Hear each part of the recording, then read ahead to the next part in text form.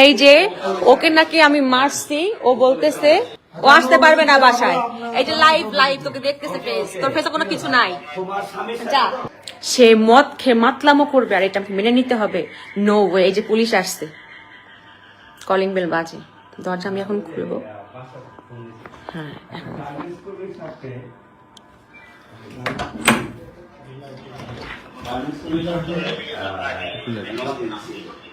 জি আমি আমি আপনাকে ফোন করছিলাম, আপনাদের ফোন করছিলাম। এই যে ওকে নাকি আমি মারছি, ও বলতেছে ওর, হ্যাঁ ওকে নাকি আমি মারছি, ও বলছে ওর নাকি ওর ফেসে দাগ আছে। সেই দাগটা কোথায়, দাগটা কোথায়? এই যে এই যে মদ, এই যে মদ, এই যে বিড়ির অবস্থা, এই যে ফোনে কাকে কাকে কি বলতেছে দেখেন, দেখেন এই নাটক। হ্যাঁ এই দেখেন পুলিশ নিয়ে যাইতেছে, তাকে মারলে নাকি তার ফেসে দাগ থাকবে না। না ভাইয়া এক সেকেন্ড আমাকে বলতে হবে, আমাকে বলে যেতে হবে। আপনারা যাওয়ার পরে এই সে আমার সাথে মারামারি করবে তা কিন্তু হবে না। ও আসতে পারবে না বাসায়। এই যে লাইভ লাইভ তোকে দেখতেছে ফেস, তোর ফেসে কোনো কিছু নাই। যা, আপনারা প্রমাণ পাইছেন, প্রমাণ পাইছেন। একটা মাতাল যখন যা বলে মানুষ তাই বিশ্বাস করে। সে লিখছে যে আমি নাকি নিলয় ভাষাতে কাজ করতে পারি না দেখে আমি তাকে মারছি। এটা দিস ইজ, আমি মারছি হয়, আমি কেন মারবো? এগুলা কি? একটা রোজার দিনে সে রোজা না থেকে এই যে সিগারেট বসে বসে খাইছে, আর এই যে এগুলো ফালাইছে, এগুলো ফালাইছে। আমি আজকে আমি এই পর্যায়ে আসতে বাধ্য হলাম, আজকে আমি এই পর্যায়ে আসতে বাধ্য হলাম। আমি বারবার বলতেছি আমি এখন ঘুমোবো, আমার সকালবেলা শুটিং আছে, আমার ঘুম থেকে উঠতে হবে, এরকম করো না। সে দরজা ধাক্কাইতেছে, বাজে বাজে স্ল্যাং ইউজ, বাজে কথা ইউজ করতেছে আমার সাথে।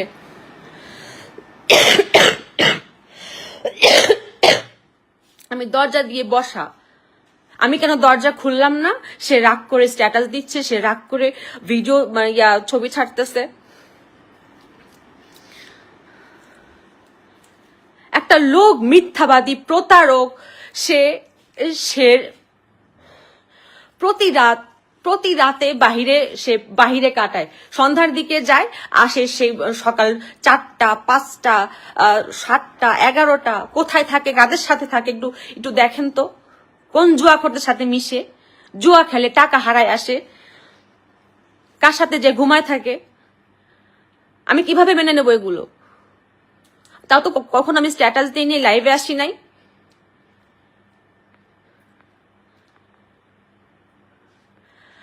আপনাদের কি মনে হয় যে আমি একটা মেয়ে, ওকে মারছি আর ও ছেলে মানে আমাকে ছেড়ে দিয়ে রাখছে, এরকম কিছু? একটা ছেলে শক্তির কাছে একটা মেয়ে পারে? সম্ভব?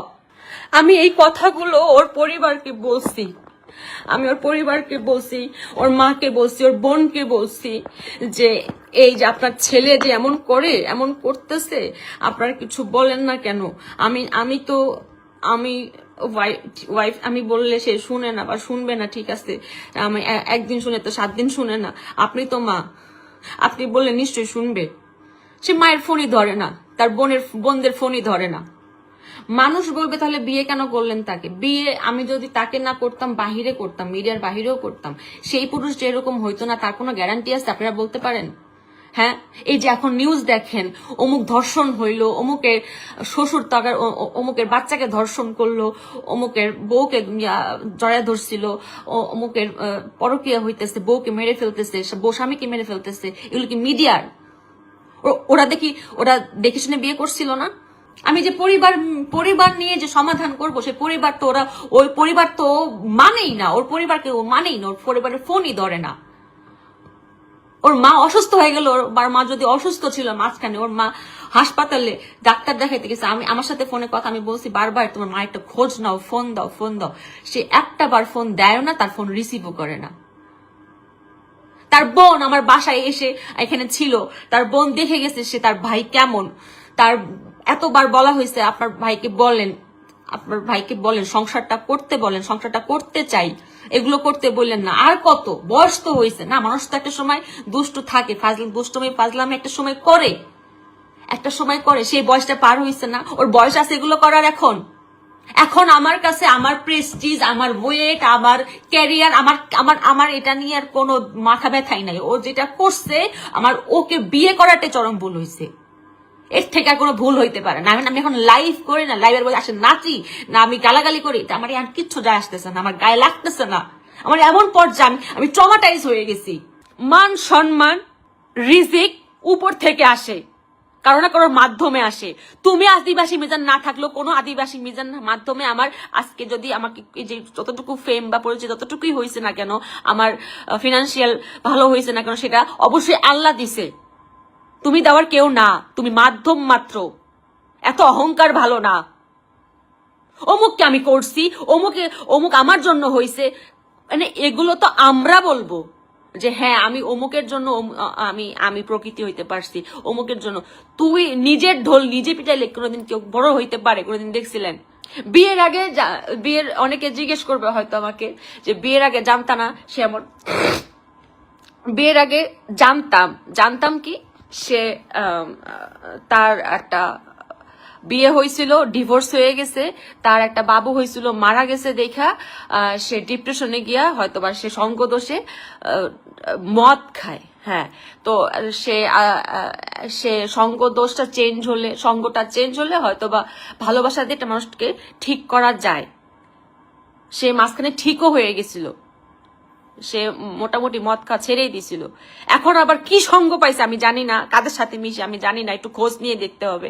কোন বস্তি পোলাপানের সাথে মিশে, কোন থার্ড ক্লাস সাথে মিশে, যাদের কোনো ফ্যামিলি নাই, যাদের কোনো সংসার নাই, যারা খালি মদ বুঝে, বাগি বুঝে আর জুয়া বুঝে।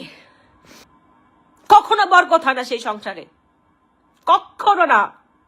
পরে যখন ভাবলাম যে বিয়ের পরে হয়তো ঠিক হবে, বিয়ের পরে হালকা ঠিক হইলো, পরে তার আসল রূপ যে মানে বের হইলো, সে যে জুয়াখোর আমার বুঝতে এত দেরি হয়েছে, আমি বিয়ের পরে বুঝছি, তাও কয়েকদিন আগে। আমি ভাবছি প্রথমে যখন দু একবার আড্ডার ছলে ফ্রেন্ডের সাথে বসছে, এটা সবাই বসে, এটা শুধু মিডিয়া পার্সন না, মানে আমি বলতেছি বলে আপনারা একদম একতরফা মিডিয়া মানুষের দোষ দিয়েন না, এটা আপনাদের মানে মিডিয়া ছাড়াও অনেকে আপনার মজা করে খেলেন।